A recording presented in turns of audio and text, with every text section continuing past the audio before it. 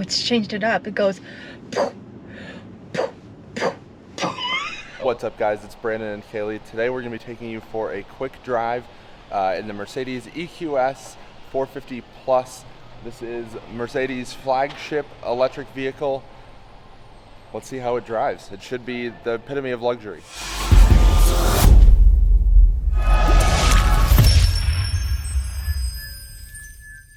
And before we drive, let's go for a quick tour here. So here you have the very aerodynamic front end. These are pretty generic looking wheels, but not bad. Wiper fluid fill. The hood does not open to reveal a frunk. You can't open that at all. Pretty sleek side design, not bad. 450 Plus badge. This is how you open it, very Volkswagen-esque. The backup camera is under there as well. Huge trunk, very like kind of Model S-esque of sorts. Power open, close, of course. Overall exterior styling, not my favorite. From the A-pillar back, I don't hate it. Back seat, very luxurious, tons of room, premium touches everywhere, Alcantara, Mercedes-Benz, dual panel glass roof. And here we have the startup sequence on the EQS, and this does have the 46-inch hyper screen. Let's go into EQS guest here. It's not the most responsive system in my quick couple touches here, but it does the job. I think it's a little excessive. You don't really need this, but it's kind of cool. Yeah, I think it's fun for like a couple drives, but I think if this was my daily vehicle, this would just be a bit much. And just like all the fingerprints. I hate piano black as a whole, let alone a whole dash that's piano black and touchscreen. Yeah. Yeah, so it's a nice thing. It's fun to drive with every once in a while, but I don't think I would want it as like something I have to get into every day. Yeah, it's cool, but it's not necessary. It's kind of a gimmick. You can't like turn different parts off, right? I think you can turn the passenger side off. So at least that makes it a little bit better if you want to, but yeah. Then we have a wireless phone charger, cup holders. Nice little console there. Seats are very comfortable. What do you think, Kalie? I mean, I'm not driving yet, but they seem like they're decently comfortable. Not the most comfortable seat I've ever sat in, but like definitely more comfortable than the average seat. They have pillows. I guess. And they have these like nice little air vents, seat adjustments on the on the door. So overall, very nice. Let's see how it drives. And now you're joining us in the Mercedes-Benz EQS 450 Plus. We're not taking this for a very long drive, but I just kind of want to get an impression of road noise, ride comfort, kind of overall impressions. This does have the standard 10 degrees of rear steering, which is super cool. It has adjustable recuperation, as the Germans call it, with the paddles here. I'm still not a fan of paddles in electric cars. I think they're just kind of silly, but they are what they are. Has the pedestrian warning system going on. Not the worst noise. I do have a heads-up display. Not sure if you guys can see that. So far, ride is pretty good. Let's see how the brakes feel. Really, really weird. They feel really fake, and they are brake-by-wire, but not in a good way. I do want to drive this one. Okay. Yeah. The brake pedal is just so weird. I feel like you're going to hate this vehicle and I'm going to really like it. Probably. That seems very likely. Aside from the screen, this would be too much for my little eyeballs. Oh, I want to take a left here. That's the one way. Nope, I'll go straight and then take a left. I just want to do the little bit of an interstate loop here to get a road noise impression. Yeah. And a little bit of acceleration. So this gives you a percentage of power, kind of like a Rolls-Royce with the power reserve, which is kind of cool. You're not turning left. Oh, I am, yep. You literally just said it. You said, I'm going to turn left at the next light. Does not get into the left turn lane. You're silly. Steering is way better than a car this size has any right to be with the rear steering. It's actually kind of nuts. So what does this go for? I believe this one's about 110. Okay. Which is not bad. I'm gonna put on nav just to kind of get an idea. Regen is really strong. I mean, it puts it kind of in the same price range as like the e-tron we drove yesterday and the Taycan. I mean, depending on like the build. Yeah, same league price-wise, but not like same the same league. vehicle. No. Whoa, this augmented reality on the nav screen is insane. Yes. But I'm ignoring that because I'm going a different way. But I just want to set it so I can see the nav stuff. Oh, and it's on the heads-up display as well. That is nuts.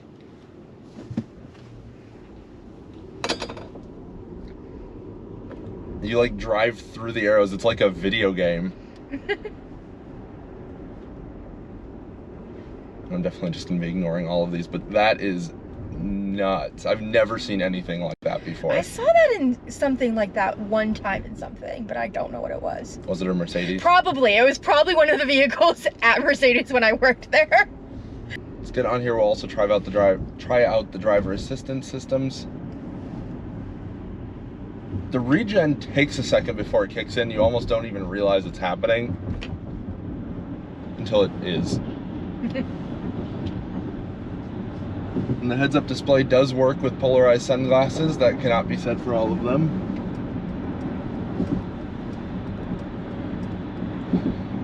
Road noise is definitely good, but it's not necessarily as good as I expected it to be, if that makes sense. And now we're on the driver assist system. Seems good. If you don't want to get off when it says just keep going, but yeah, I figured I'll just keep going a little bit farther. Yeah, I'd at least set it.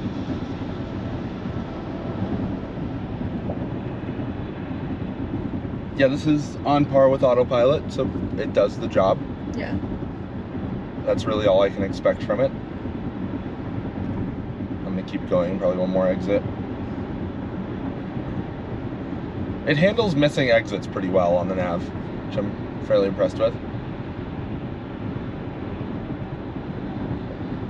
The MBUX display is a little laggy. You can tell it's not quite as optimized as it could be. Yeah. Local straight ahead.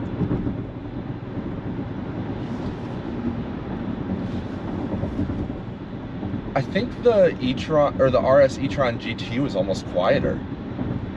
Yes. But I wouldn't call this like super loud. No, like it's not great, but it's not loud either. This is actually, since I've driven the Lucid, I would say about on par with the Lucid. Okay. Which is, like, not great, but not bad either. But then again, this is also less expensive than a Lucid, so it has that going for it in comparison.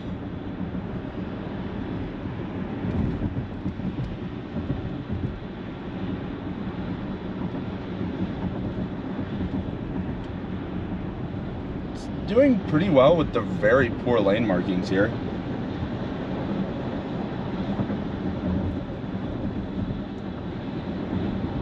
What do you think of passenger seat comfort, dear? The seat's pretty comfortable, but it feels pretty bumpy. Okay. Yeah. Interesting. I don't know if this road isn't great. No. But like, I still feel like I feel a lot, I don't know, more than I would expect in a vehicle that's, I feel like it's kind of meant to be comfortable. Well, I guess. And it's on comfort. Okay. Let's see. Yeah. Like, again, not terrible, but not great. Just like decent. It could be better. For like the pinnacle of luxury. Exactly. But I certainly wouldn't let it be a deal breaker for not getting one. No. This is very much a vehicle that a special kind of person is going to buy. Especially with the looks. Yeah. I don't completely hate the looks now that I've kind of grown accustomed to it a little bit the past couple days seeing it in person, but I'm still not a fan.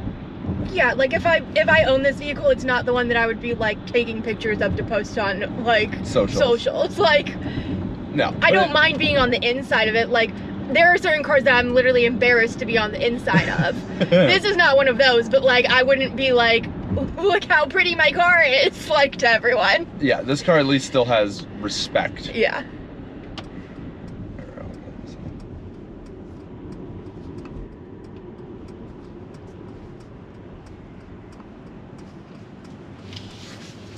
Quite smooth coming down to a stop.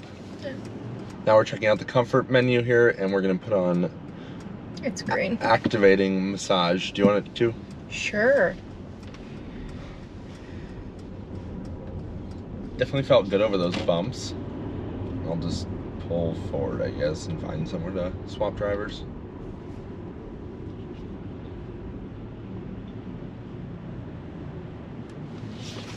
Massage feels nice. It's weird. You're used to the ID4 massage. No, I'm not used to it. It's not just that. I've used a lot more probably like seat massagers in my day than you have. It's like weird. It's like very like slow and almost like inconsistent. I don't know. Like it's like very slow, and like there's like a long pause between like motions, so it's like, yeah, boom, boom, and you're back, boom, boom. That's a great demonstration of massaging seats. I need to bring you along more for massaging seat demos. Yeah. Technical stuff? No. But I can give you a great demonstration of what the massaging seat does. That's why I bring her along, folks. Yeah. Oh, it's changed it up. It goes... Oh, let's go deep workout.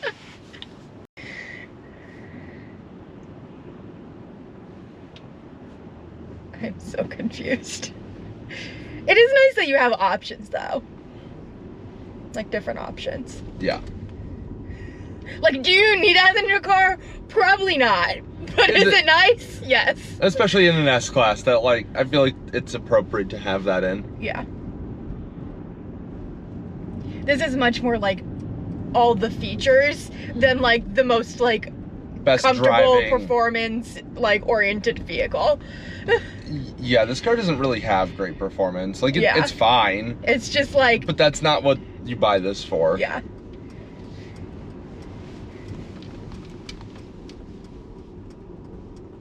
And we're pulling off here, and we're going to be swapping drivers so that Kaylee can get a sense of how it drives and give her impressions as well. All right, let's swap here, and we'll see what Kaylee thinks. So I guess the seat adjustments are not the most intuitive. Kaylee could not figure them out just by default. All right, Kaylee, you're driving now.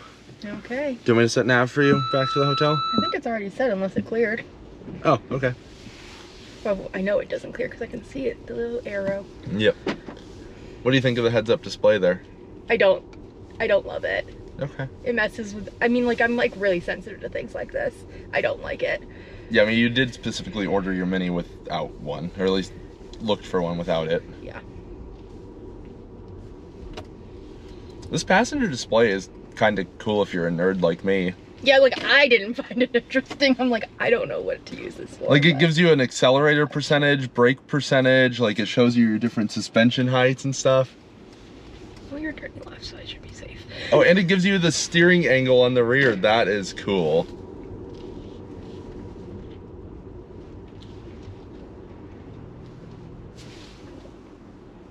Oh, and you can even connect headphones to this to play your own music in the passenger seat. Like, okay, I kind of like this passenger screen. If you're like on a long road trip, but like otherwise it's kind of pointless. This wouldn't be my choice for... You wouldn't use it otherwise, probably, I feel like. Yeah, this wouldn't be my choice for an everyday car, but if I had to road trip across the country in an EV, this would probably be my choice. This thing is pretty comfortable and sweet. And you can even adjust it for each row. Oh, it's 4-zone climate. Yeah, this like screen and like the augmented reality is like cool, but I don't think I'd want to use it every day. Like, I don't know. It kind of like messes with my head a bit. which I mean, maybe you get used to it, but. I'm glad I got a chance in the passenger seat just to play with the stuff. Yeah. Yeah. Acceleration's not bad. Not bad, but not great either. It's just it's fine. Yeah. I believe this is rated for like 5.90 to 60, which is not slow, not anything to brag about. Yeah. But again, it's an EQS. Well, I think you also have it. Would comfort affect that at all?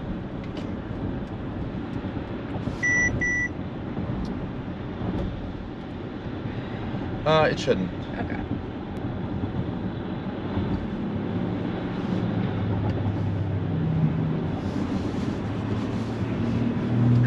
I mean, I think the regen's fine. Feels fine. Like, I did exactly what I expected it to right then. Okay. I just think it's a little... There's a little too much delay in the transition to regen. But that's just my preference. Yeah. Well, like, a car kind of pulled out, like, right in front of me, so I had to slow down, and I just lifted off. Okay. And it was plenty. And that's it. It was kind of exactly how I expected it to handle, so... Like, I was ready to use the brake if I needed to, but... Rear seat room looks incredible, especially behind Kalie. Which, I mean, that's most cars, but still. Yeah. So can you turn the heads-up display off if you want to? I assume you can. Yeah, I'm sure you can turn it off. I don't know exactly where the menu is, but I'm sure there's a way. I'd be shocked if you couldn't. Yeah. Because this could be highly distracting to someone. Yeah, I mean, it's not for everyone. Yeah. And it's cool, it gives you air quality, both inside and outside, so...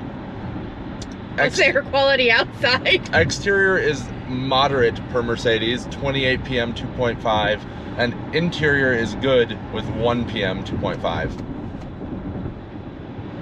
Cool. We've got the fragrance, we've got the ionization. This is the place to be in California luxury of sorts. Yeah.